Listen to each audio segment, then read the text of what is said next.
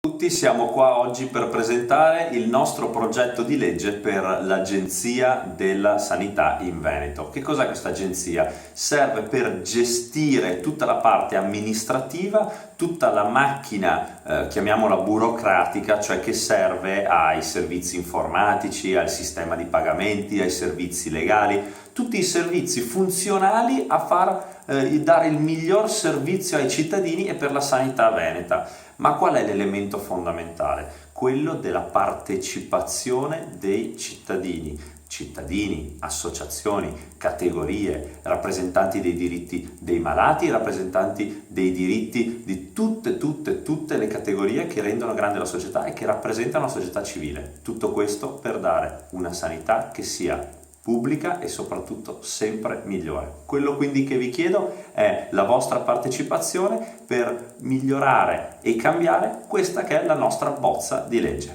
Grazie mille.